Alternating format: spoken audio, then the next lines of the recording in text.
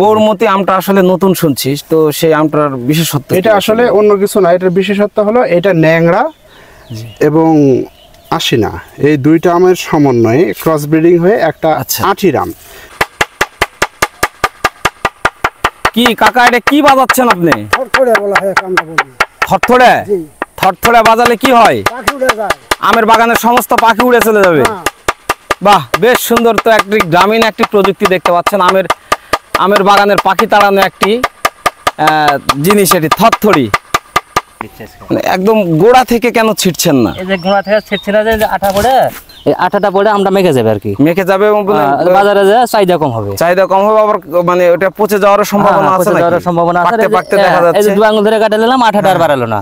এই যেন গাছে পাতার চাইতে আমই বেশি বন্ধুরা, দেখতে পাচ্ছেন পাতার চাইতে আম বেশি। এখানে একদম মাটি ছুঁয়ে গেছে বন্ধুরা, দেখতে পাচ্ছেন আমের ভারে আম কিন্তু একদম মাটিতে ঠেকে গেছে, দেখতে পাচ্ছেন একদম মাটিতে ঠেকে গেছে। এটি আমরুপালির আমগুলো ঠিক এইভাবেই কিন্তু মাটিতে শুয়ে পড়ে। বাড়িফোর দেখতে পাচ্ছেন, দীর্ঘদেহী আম কিন্তু এই বাড়িফোর দেখতে পাচ্ছেন।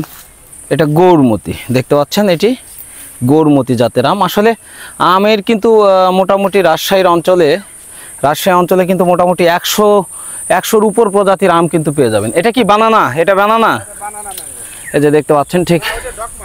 হ্যাঁ, ডকমাই। এটা কোন দেশি আসলে আম? হ্যাঁ, থাই আম। এই যে দেখতে পাচ্ছেন ডকমাই, এটি ঠিক থাইল্যান্ডের একটি জাত আর কি আমের। এই যে দেখতে পাচ্ছেন এটি কিন্তু পেকে গেছে বন্ধুরা, দেখতে পাচ্ছেন ডকমাই। এটি কিন্তু ব্যানানা আম, এই যে ব্যানানা আম দেখতে পাচ্ছেন বন্ধুরা। এখন কিন্তু ঠিক এই রাজশাহী অঞ্চলে যে ঠিক আমের বাগানে যে আম্রপালি যে আমটি হয়ে থাকে, সেই আমটি কিন্তু হারভেস্ট চলছে। এই আম কিন্তু হারভেস্ট করার মধ্যে দিয়ে আম চাষিরা কিন্তু ব্যস্ত সময় পার করছে। আমি কথা বলবো ঠিক এমনই একটি ভাইয়ের সাথে যে আম্রপালি আম হারভেস্ট করছে। সালামু আলাইকুম ভাই। ওয়ালাইকুম আসসালাম। আপনার নাম কি ভাইয়া? আমার নাম সজীব। দেখতে পাচ্ছেন এটি কি আম? এটা আম্রপালি, ভাঙার চেষ্টা করছি। দেখতে পাচ্ছেন অনেক শৈল্পিক আম, কিন্তু এই শুধু সুস্বাদই নয়, অনেক শৈল্পিক আম। এখন বাজার কেমন ভাইয়া? এখন বাজার মোটামুটি ভালো। এখন আমরা নিয়ে যাইনি, আজকে প্রথম আমরা করছি। তারপরও বাজার শোনা হয়েছে কি যে কেমন যাচ্ছে বাজার? এখন মোটামুটি 2,500-3,000 টাকা মন। হ্যাঁ হ্যাঁ, ঠিক এই মুহূর্তে দেখতে পাচ্ছেন যে ঠিক ব্যস্ত সময় কিন্তু পার করছে ইনভেস্ট করার মধ্যে দিয়ে। তো আমি ঠিক জানতে চাইবো যে ইনি কিন্তু সফল একজন হচ্ছে আম চাষি আর কি। সে তার শিক্ষকতা পেশার পাশাপাশি কিন্তু আম চাষ করেও সে সফলতা অর্জন করেছে। এমনই একটি শিক্ষকতার পাশাপাশি যে আম চাষ করে আসলে সফল হওয়া যায় তারই গল্প জানবো বন্ধুরা। দেখতে পাচ্ছেন। আসসালামু আলাইকুম। ওয়ালাইকুম আসসালাম। স্যার আপনার নাম কি? আমার নাম এবিএম গোলাম সামদানি। হ্যাঁ জি, আপনি আমি একজন টিচার, স্কুল শিক্ষক।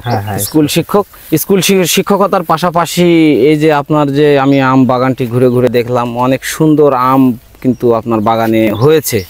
তো এই আম চাষে আসলে কি করে আপনার মনোসংযোগ ঘটলো? আসলে রাজশাহী অঞ্চলের মানুষ, আমরা নওগাঁতে বাড়ি, সেহেতু আম আমাদের তো রক্তে মিশে আছে। জি, ছোটবেলা থেকে বাবাকে দেখতেছি যে আম চাষ করে। জি, তো সেখান থেকেই অনুপ্রেরণা। তারপর ভাবলাম যে সেই আদি যুগের আমগুলো, যেমন ন্যাংরা, খিরসা অথবা অন্য জাতের যে ফজলি আম, এই যে প্রচলিত যে আমগুলো, সেই আমগুলো বাদ দিয়ে একটু পরে ফলে, যেমন গৌরমতি, এবং স্বাদও কিন্তু সুস্বাদ, সেগুলো স্বাদ কিন্তু ভালো। হ্যাঁ, ব্যানানা ম্যাঙ্গো, এবং স্বাদও ভালো। হ্যাঁ, এবং বাজার দরও কিন্তু ভালো। সেই আমগুলোতে বাজার দর খুব ভালো হচ্ছে। আমার এই বাগানটা একসময় ফজলি আমের বাগান ছিল। আচ্ছা আচ্ছা, গোটা বাগানটাই কিন্তু এখানে টোটাল কতখানি এরিয়া আপনার বাগান? এখানে আমার 7 বিঘা এরিয়া। 7 বিঘা মানে 2 একর 33 শতক। তো এখানে কতগুলা গাছ আছে এখন? এখানে আমার আসলে গৌরমতি আছে 100+। গৌরমতি আমটা আসলে নতুন শুনছিস, তো সেই আমটার বিশেষত্ব? এটা আসলে অন্য কিছু না, এটার বিশেষত্ব হলো এটা ন্যাংরা এবং আশিনা, এই দুইটা আমের সমন্বয়ে ক্রস ব্রিডিং হয়ে একটা আচ্ছা। আঠির আম। এটা চাঁপাইনবাবগঞ্জে একটা সময় মানে আঠি আম হিসেবে পড়েছিল, পরে চাঁপাইনবাবগঞ্জ হর্টিকালচারের প্রধান ওই আমটা নজর পড়ে এবং ওই আমটা সংরক্ষণ করে হর্টিকালচার থেকে পরে প্রোডাকশনে যায় এবং এই তারপর থেকে ওই নামকরণ হয়ে যায়, ওনার নামকরণে এটার নাম হয়ে যায় গৌরমতি। আচ্ছা আচ্ছা, গৌর অর্থ প্রাচীন, আচ্ছা আর আচ্ছা আচ্ছা, মতি অর্থ মূল্যবান সম্পদ। আচ্ছা আচ্ছা, এই থেকেই প্রাচীন মূল্যবান সম্পদ, এই থেকে আসলে গৌরমতি নামটা। এটার স্বাদ এবং বাজার দর কি রকম হয়? এটা স্বাদ এবং গন্ধ পুরোপুরি সাইজ, স্বাদ, গন্ধ এটা পুরোপুরি ল্যাংড়া আমের মতো, কিন্তু পাকে শুধুমাত্র 80 নামের সময়, মানে একটু হ্যাঁ লেট ভ্যারাইটি, অনেক লেট ভ্যারাইটি। বাংলাদেশের সবচেয়ে লেট নাভি জাতের আম এই গৌরমতি। আচ্ছা আচ্ছা, নাভি জাত মানে সবচেয়ে শেষে যেটা, জি জি জি, মানে অন্য যে সারা বছর ধরে এরকম আম বাদ দিয়ে যেটা আর কি সিজনাল আম, সেটার জাত হবে গৌরমতিটাই সবচেয়ে আর কি আপনার পরে ফল। বাজার দর কি রকম থাকে? বাজার দর আসলে গত বছর আমার আম খুব একটা বেশি হয়নি, তারপর আমি 16,000 টাকা মন পর্যন্ত। 16,000 টাকা মন? হ্যাঁ, 16,000 টাকা মন পর্যন্ত আমার বাগান থেকে এসে নিয়ে গেছে। আচ্ছা, আসলে আপনি আপনার এখানে এখন প্রায় কতগুলা গাছ আছে বললেন? গৌরমতি আমের আছে 100 প্লাস। আর টোটাল কতগুলা গাছ আছে? টোটাল এখানে 500 প্লাস। 500 প্লাস। এই বছরের ফলন কত টন আশা করছেন? আসলে আমের এটা খুব একটা যে বেশি সময় হয়েছে বাগান করে মাত্র 3 বছর, মাত্র 3 বছর, মানে আড়াই বছর, 3 বছর এখনো হয় নাই। এখনো 3 বছর। জি, দেখতে পাচ্ছি গাছগুলা ছোট ছোট, কিন্তু শৈল্পিক যে সৌন্দর্যতা ছড়িয়ে কিন্তু গাছে আম ধরেছে, মনে হচ্ছে যে পাতার চাইতে আমই বেশি। জি জি জি, আপনাদের দোয়ায় আম আছে মোটামুটি 100 মন বা 120 মন আম হতে পারে। 3-4 টন আম আশা করছে, 4 বা 5 টন, 4 বা 5 টন আম। এটা কিন্তু কম না আসলে আমের বাজার। বা এই বছর কিন্তু তুলনামূলক অতি খরার কারণে, অনাবৃষ্টির কারণে কিন্তু ভালো আমের ফলন কিন্তু এই রাজশাহী অঞ্চলে বা নওগাঁ অঞ্চলে কোথাও তেমন কিন্তু ভালো ফসল আমরা দেখিনি।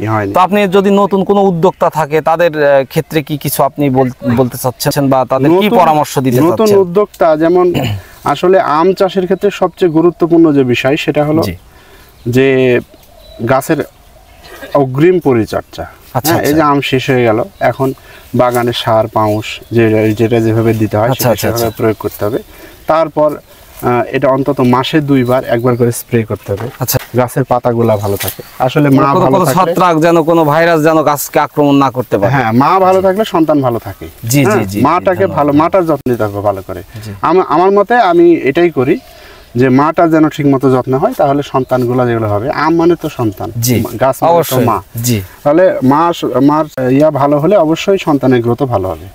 এটা করে আমি আসলে এটাকেই প্রায়োরিটি দিয়ে আমি কাজ করি। দেখা যাক, আপনারা দোয়া করবেন সবাই মিলে। ইনশাল্লাহ আপনি আরো সফলতার সহিত আপনি এই আগিয়ে যান এই আমের জগতে।